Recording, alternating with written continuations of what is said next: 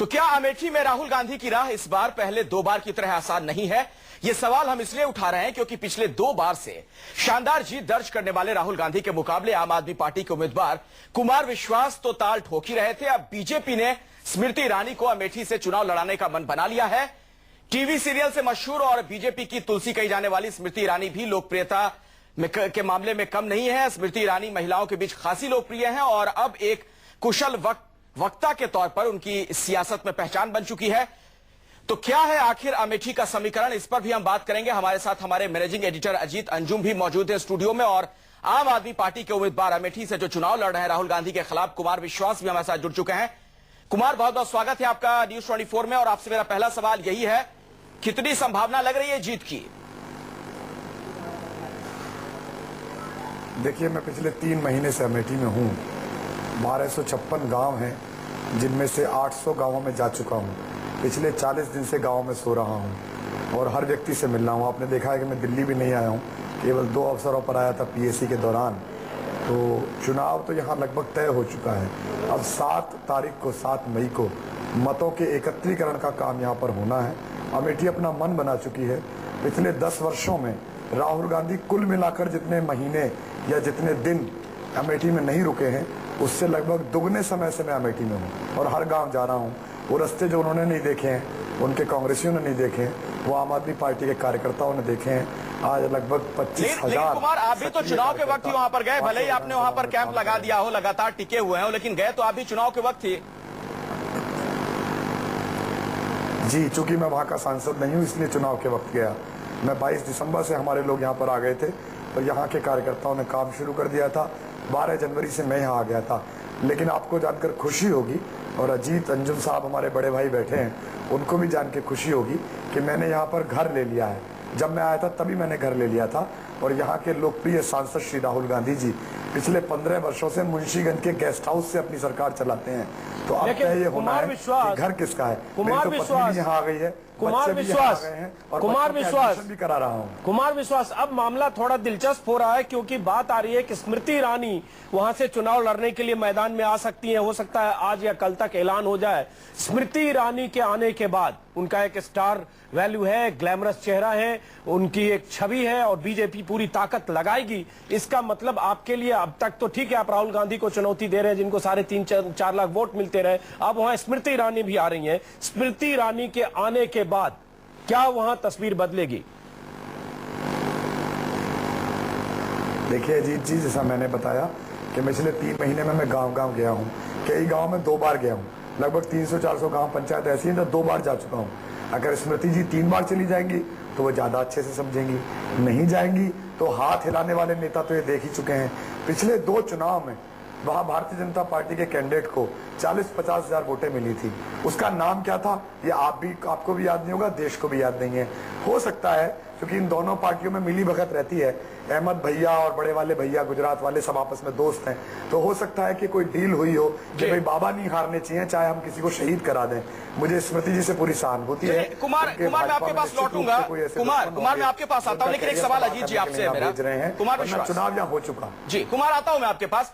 अजीत जी, लेकिन क्या इस बात का क्रेडिट आप कुमार विश्वास को या आम आदमी पार्टी को देंगे कि इसी बहाने वहां पर मुकाबला दिलचस्प हो चला है और भारतीय जनता पार्टी को भी सोचना पड़ा, मजबूर होना पड़ा कि एक हैवीवेट उम्मीदवार उतारे वहां राहुल गांधी के खिलाफ? देखिए, इसमें कोई दो मत नहीं अखिलेश की हम अगर देखेंगे जिस ढंग से अमेठी की भूमिका रही और अमेठी में अब तक ये माना जाता रहा है कि पिछले 2 चुनाव में अगर देखेंगे 2004-2009 में समाजवादी पार्टी ने भी कोई ऐसे उम्मीदवार नहीं उतारे। हाल के दिनों में जो 2 साल पहले चुनाव हुए असेंबली के, उसमें अमेठी और रायबरेली की 10 सीटों में से 8 सीटों पर कांग्रेस की शिकस्त हुई। लेकिन कहीं न कहीं एक अंडरस्टैंडिंग रही है कि कांग्रेस के हाईकमान के खिलाफ कोई मजबूत उम्मीदवार समाजवादी पार्टी ने नहीं उतारा, बीजेपी ने नहीं उतारा। लेकिन इस बार अगर बीजेपी वहां राहुल गांधी के खिलाफ स्मृति ईरानी को उतारती है, उमा भारती का नाम रायबरेली से है, तो इसका मतलब कहीं न कहीं, या इसको किस तरह से माने, क्या इसलिए क्योंकि नरेंद्र मोदी के खिलाफ दिग्विजय सिंह को उतारने की चर्चा है? क्या इसलिए कि नरेंद्र मोदी के खिलाफ बड़ौदा से मधुसूदन मिस्त्री को उतारा गया है? लेकिन मामला दिलचस्प होगा, क्योंकि अगर बीजेपी वहां स्मृति ईरानी को उतारती है तो बीजेपी पहली बार कई सालों बाद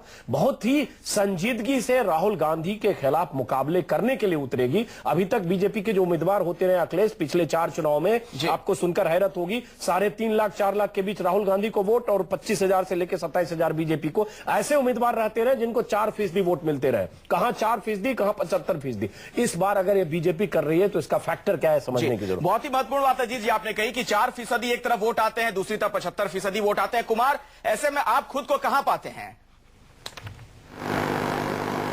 देखिए, मैं फिर आपसे कह रहा हूं, देश देख रहा है, पूरी दुनिया देख रही है। राहुल गांधी पिछले 10 वर्षों की अराजकता के हिस्सेदार हैं, इस देश की दशा के हिस्सेदार हैं, वे राष्ट्रीय बोझ हैं। मैं जब यहां आ गया था दिसंबर में घोषणा करके, उस समय तक सारी पार्टियां एक तरफ थीं। पिछले चुनाव में ऐसे लोगों को उतारती रही है भाजपा जिनका अभी अजीत जी ने कहा, जिनको 4% वोट मिलती है।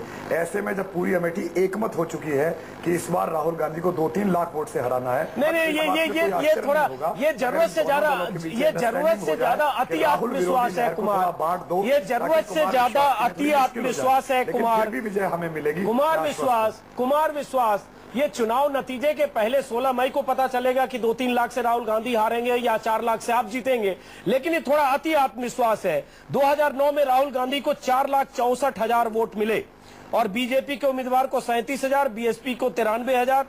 अब उस कंस्टिट्यूएंसी में है जहां 4.5 लाख वोट मिलते हैं राहुल गांधी को। ठीक है, आप वहां उतरे, लेकिन ये अति आत्मविश्वास है कि 2.5-3 लाख से राहुल गांधी को हरा देंगे।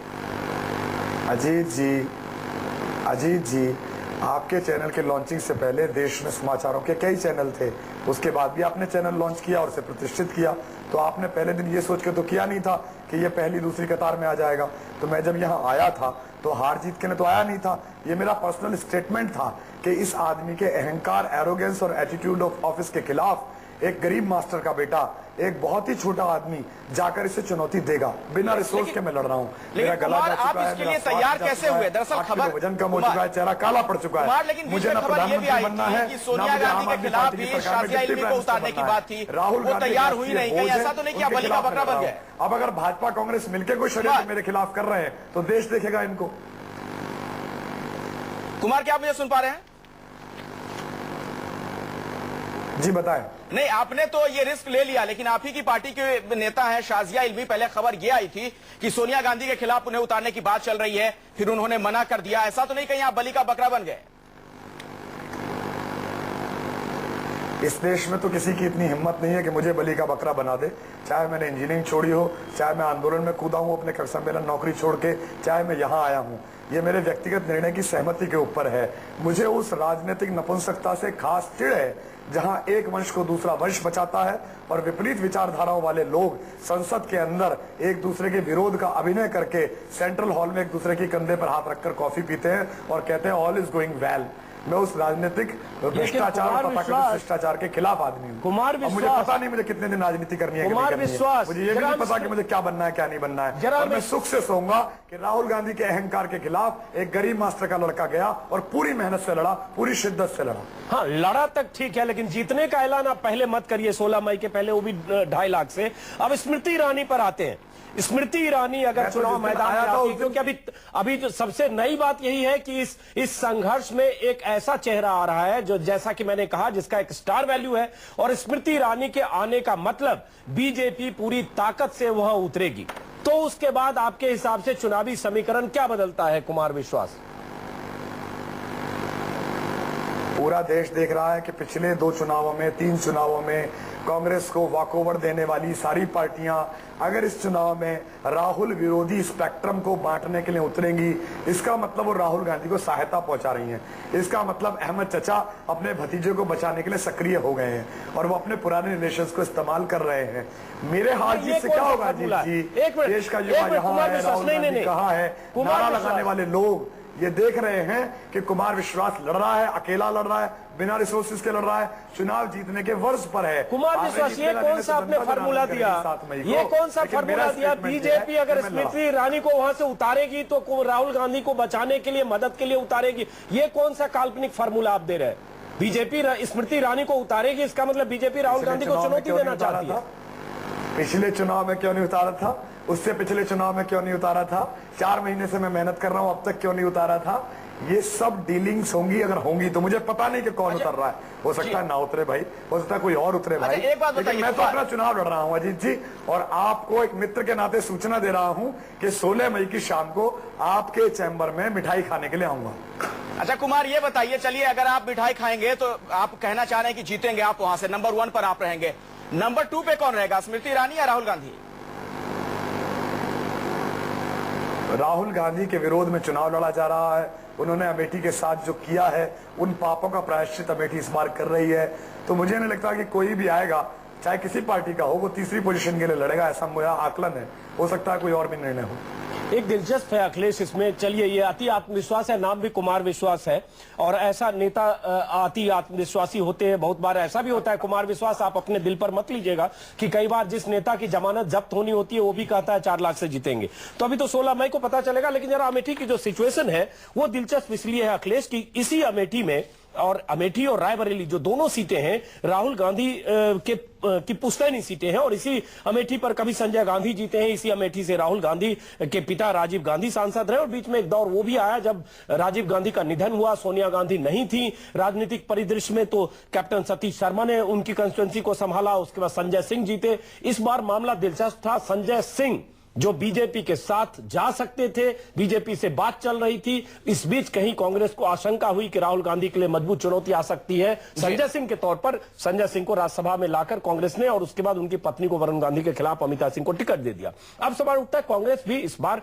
कहीं न कहीं कांग्रेस में एक चुनौती की स्थिति जरूर है। कुमार विश्वास वहां गए हैं, जहां जिस कंस्टिट्यूएंसी में राहुल गांधी के 4.5 लाख वोट के मुकाबले 25 और 30 हजार वोट मिलते हैं बीजेपी को, वहां एक चुनौती है। लेकिन दूसरी चुनौती स्मृति ईरानी के बाद होगी, और उसको इस तरह से भी देखा जाए कि क्यों बीजेपी स्मृति ईरानी को उतार रही है, क्यों राहुल गांधी के खिलाफ बीजेपी इतनी गंभीरता से ले रही है। कहीं इसका राजनीतिक निहितार्थ भी है, क्योंकि बीजेपी इसको इस तरह से भी देख रही होगी कि अगर नरेंद्र मोदी के खिलाफ आप मजबूत उम्मीदवार देते हैं, जो एक अब तक फ्रेंडली मैच होता रहा है कई बार शीर्ष लेवल पर, उसका भी ये नतीजा हो सकता है कि अगर आप मधुसूदन मिस्त्री को उतार रहे हैं, अगर आप दिग्विजय सिंह को उतार रहे हैं, तो हम भी आपके लिए राहुल गांधी के सामने मुश्किल या मुसीबत खड़ी करेंगे। अजीत जी, क्या यह माना जाए कि इस बार के जो चुनाव है इस लिहाज से भी अहम होने जा रहे हैं कि मैच फिक्सिंग का जो सिलसिला चलता रहा वो टूटेगा इस बार? देखिए, मैच फिक्सिंग कई तरह से होता है, ऐसा नहीं है। जब 1-to-1 कंटेस्ट था, एक समय था, आपको याद होगा, बेल्लारी से सुषमा स्वराज लड़ी थी 99 में, क्योंकि उस समय सोनिया गांधी के विदेशी मूल का मुद्दा था और बीजेपी किसी सूरत में नहीं चाहती थी कि सोनिया गांधी आए। वो इसी तरह से 2004 में सोनिया गांधी के खिलाफ उमा भारती और सुषमा स्वराज ने सिर मुड़ाने और संन्यास लेने जैसा ऐलान किया, लेकिन उसके बाद की स्थिति बदली और कहीं न कहीं ये ऊपरी लेवल पर ये सेटिंग हुई। अब एक बार फिर कुमार विश्वास के पास चलते हैं। कुमार विश्वास, आप वहां लगातार प्रचार कर रहे हैं, अमेठी में जमे हैं, सुना है अरविंद केजरीवाल भी जाने वाले हैं वहां, लेकिन वहां की जमीनी हकीकत यह है कि जब भी राहुल गांधी का परिवार, चाहे राहुल गांधी के पिता चुनाव लड़े हो, चाहे संजय गांधी इमरजेंसी के दौर को छोड़ दीजिए, तो बहुत ही फासले के साथ और लाखों की मार्जिन के साथ ये लोग जीते हैं। तो आप लगता है कि आप इसलिए गए ताकि उस सेंटर में रहे, एपी सेंटर जो है वहां रहे और आपको मीडिया अटेंशन मिले, आप कह सके कि हमने सबसे बड़े परिवार को या कांग्रेस के हाईकमान को सीधी चुनौती दी। जमीनी हकीकत इससे उलट है। बहुत सारे लोग कह रहे हैं ठीक है आप गांव में रैलियां कर रहे हैं, लेकिन राहुल गांधी को इस तरह से 2 लाख से शिकस्त देना, और वो तब जब स्मृति ईरानी जा रही है, ये कुछ जरूरत से ज्यादा आत्मविश्वास है। कुमार विश्वास, इसके 2 उत्तर हैं। आपने 2 प्रश्न पूछे हैं। पहला उत्तर तो मीडिया अटेंशन है, तो आपसे बेहतर कौन समझता होगा कि कितने समय से आप मेरा इंटरव्यू चाह रहे थे, मैं नहीं कर पाया। अगर मीडिया अटेंशन में रहना होता तो दिल्ली आता, दिल्ली में प्रेस लगातार संबोधित करता, हर चैनल पर रहता हूं, मुझे कोई मीडिया अटेंशन की लाभ नहीं है। और दूसरा, आपकी अगर मदर बीमार हो, मेरी माँ बीमार हो, तो अस्पताल जाते समय हम डॉक्टर से पहले एश्योरेंस का लेटर नहीं लेते कि तब जमा कराऊंगा, अम्मा को पहले बता कि बचेगी कि नहीं बचेगी। राहुल गांधी राष्ट्रीय बोझ हैं, उनके खिलाफ मजबूत चुनौती होनी चाहिए।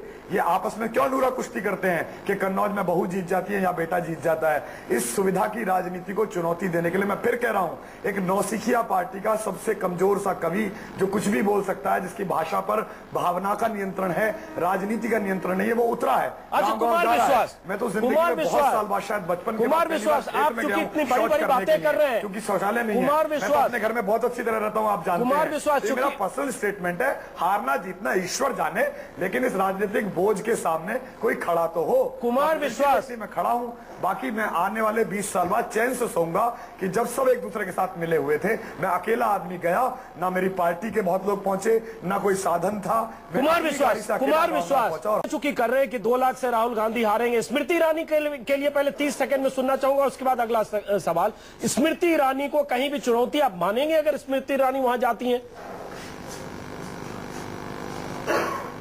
देखिए, जितने भी प्रत्याशी खड़े होते हैं सभी चुनौतीपूर्ण होते हैं, और निश्चित रूप से राहुल विरोधी जो लहर है जिसका लाभ मुझे मिल रहा है यहाँ पर, उसे बांटने के लिए अगर कोई भी प्रत्याशी यहाँ आएगा तो इसका परोक्ष अर्थ यह है कि राहुल गांधी के साथ कोई डीलिंग हुई है, कहीं ना कहीं कोई मैच फिक्सिंग है। नहीं, तो नाइंसाफी है ये तो कुमार विश्वास, ये तो नाइंसाफी है कि राहुल गांधी से डीलिंग हो तो क्यों स्मृति ईरानी को भेजेंगे? स्मृति ईरानी वहां राहुल गांधी के खिलाफ चुनाव लड़ेंगे, इससे कैसे राहुल गांधी की मदद होगी? जरा समझाइए, थोड़ा राजनीतिक ज्ञान मेरा भी बढ़े। इससे राहुल विरोधी जो युवाओं का स्पेक्ट्रम है उसको बांटने की असफल कोशिश कोई कर सकता है। मुझे अभी पता नहीं है कि तो कुमार आप ये क्यों उम्मीद करते हैं लोकतंत्र में कि वोट ना बंटने के ख्याल से कोई आपके साथ आ जाए? तमाम लोग अपने अपने उम्मीदवार तो उतारेंगे ना, आप अपने एजेंडे के साथ आगे बढ़िए, कोई उम्मीदवार ना उतारे थे। हाँ। वो तो वार्ड का चुनाव भी नहीं जीते थे बेचारे। पिछली बार जो उम्मीदवार उतारे थे वो तो 25,000 उम्मीदवार थे, उनको तो उनके आसपास के लोग भी नहीं जानते हैं। तो इस बार इतनी बेचैनी क्यों? क्योंकि राहुल गांधी हार रहे हैं इसलिए? क्योंकि राहुल गांधी की पराजय दिख रही है इसलिए? अच्छा, एक सवाल कुमार विश्वास, आप कह रहे हैं कि फिर मैं कह रहा हूं, चूंकि बहुत बड़ी बात आपने कही है कि राहुल गांधी को 2-2.5 लाख वोट से आप हरा देंगे, तो मान लें कि आपको 4 लाख 5 लाख वोट मिलेंगे, 5 लाख? थोड़ा समझना चाह रहा हूं क्योंकि ये 16 मई के बाद ये इंटरव्यू बहुत अहम होगा। कुमार विश्वास, अजीत जी, मैं सेफोलॉजिस्ट नहीं हूं, मैं योगेंद्र यादव जी की तरह सेफोलॉजिस्ट नहीं हूं, ना मैं सी वोटर की तरह चीजों को मैनेज कर सकता हूं। मैं सामान्य सा आदमी हूं, राजनीति की दुर्भी संधियों से परिचित नहीं हूं।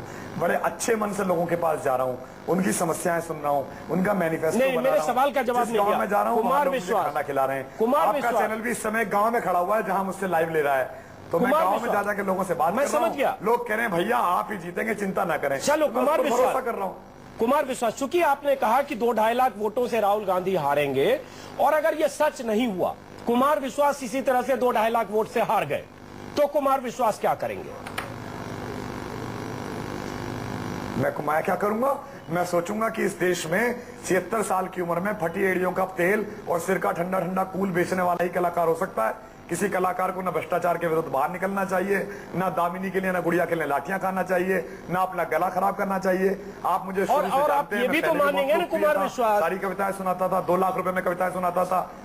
ये भी तो मानेंगे कि आप जनता को जमीनी नब्ज को समझ नहीं पाए, क्योंकि आम आदमी पार्टी को लेकर एक जो उत्साह का माहौल था दिल्ली विधानसभा चुनाव के बाद, उसके बाद जिस ढंग से आम आदमी पार्टी की सरकार चली, जो बयानबाजियां हुई, सरकार गई, उसके बाद जनता में आम आदमी पार्टी को लेकर जनता में उत्साह कम हुआ है। अभी नया जो एसी नेल्सन का सर्वे आया है उसमें भी दिल्ली में आपकी स्थिति पहले 1-1.5 महीने पहले की तुलना में बहुत गिरी है। तो ये आपकी हार होती है अगर 2-2.5 लाख वोट से, तो ये भी साबित होगा कि आप बिल्कुल जनता की नजर में खारिज हुए, जनता को आप नहीं समझ पाए और जनता आपको खारिज कर दिया। 2 बातें हैं अजीत जी, 2 बातें हैं। पहली बात तो असफलता ये सिद्ध करती है कि सफलता का प्रयास पूरे मन से नहीं हुआ।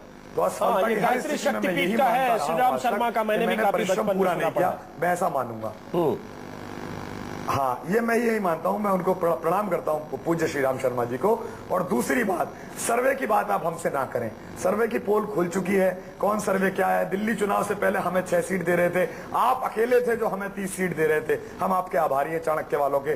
बाकी हर चैनल 3, 4, 5 दे रहा था। तो सर्वों पर तो सर्वे ना करें, इस पर तो बात ना करें। लेकिन हाँ, छोटा 30 सेकंड में जवाब, सफलता में यही मानता हूं, सफलता ये कहती है कि परिश्रम अच्छा किया।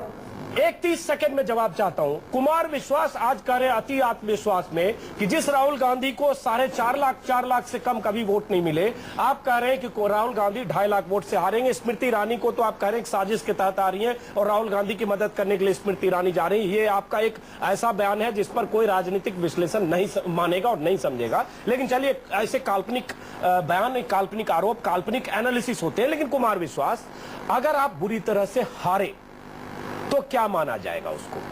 तो फिर आपको मानना पड़ेगा कि आप बिल्कुल माना जनता जाएगा? से वही माना कटे जाएगा? हुए, जिस गांव में आप वहां घूम रहे हैं, उसको जिसको आप समझ रहे हैं आपका वोटर है, आपकी गलतफहमी थी।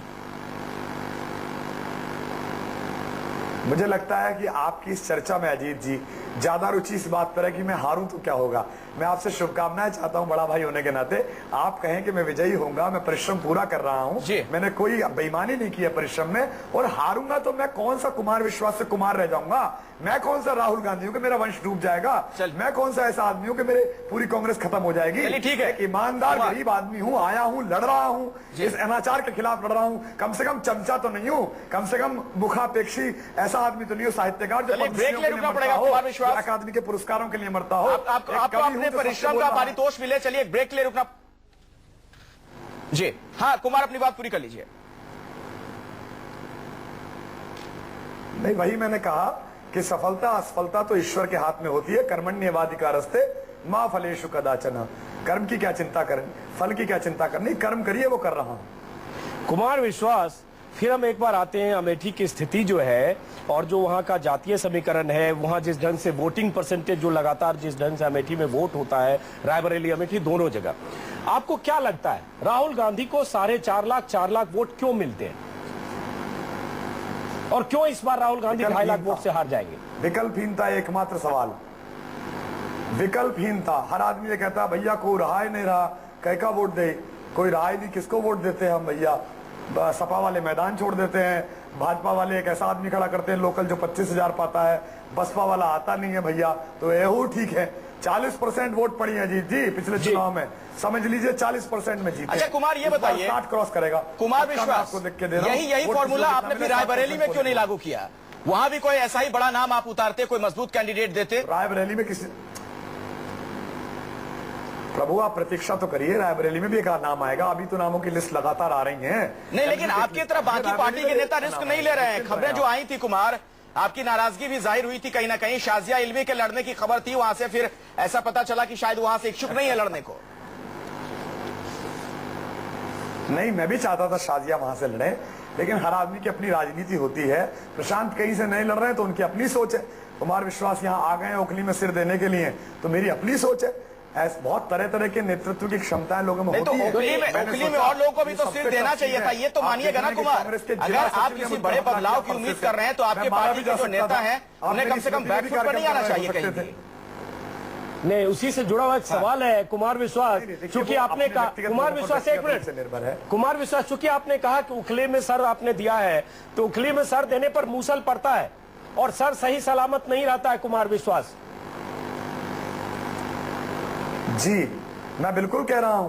कांग्रेस के जिला सचिव इशाक ने मेरे ऊपर फरसे से हमला किया, तो हो सकता है अजीत जी भगवान ने बचा लिया, अन्यथा आप मेरी स्मृति में प्रोग्राम कर रहे होते। मैंने तो पूछा नहीं, मेरे पास तो कोई सुरक्षा थी नहीं, मैं तो अकेला गया था, बच गया। और अमेठी के लोग आगे आ गए, 2 लड़कियां कमला और फातिमा वो सामने आकर लड़ गई कि भैया आप नहीं उतरोगे चाहे हम मारे जाएं। मैं तो मारा ही जाता उस दिन, लेकिन बच गया। शायद यही राहुल गांधी जी का युवा एम्पावरमेंट हो। तो ओखली में सिर तो है ही, चुनाव तक मैं बचूंगा या नहीं बचूंगा मुझे थोड़ी पता है। जिस तरह की गुंडे राहुल गांधी के गुंडे यहाँ कर रहे हैं, तो ओखली में तो सिर है ही। लेकिन आपकी चुनौती बढ़ाने के लिए अजीत जी, कुमार विश्वास, जा रहा हूँ, उनके गुंडे देख रहा हूँ। आपकी चुनौती बढ़ाने के लिए अब स्मृति ईरानी आ रही है, छोटे पर्दे की बहू रही तुलसी वहां आ रही है, तो तुलसी का पौधा अमेठी में लगेगा या विश्वास का विश्वास जमेगा? अपना प्रचार मैं अमेठी में पूजा कर रहा हूँ अजीत जी, प्रार्थना कर रहा हूँ। हो सकता है हमारा स्वर लता मंगेशकर जैसा ना हो, पर 3री क्लास 4थी क्लास का बच्चा जो वह शक्ति हमें दो दया निधे करते हुए मार्ग पर डट जाए, आंख बंद करके जिस तरह गाता है मैं वो कर रहा हूँ। एक पर को एक मोर पंख को अपनी किताब में रख के विद्या बढ़ाने की जो प्रैक्टिस करता है छोटा बच्चा, मैं वो कर रहा हूँ। कुमार, छोटे में जवाब चाहूंगा, आप चूंकि कवि हृदय हैं, साहित्य में और राजनीति में कितना फर्क महसूस हुआ आपको हाल के दिनों में?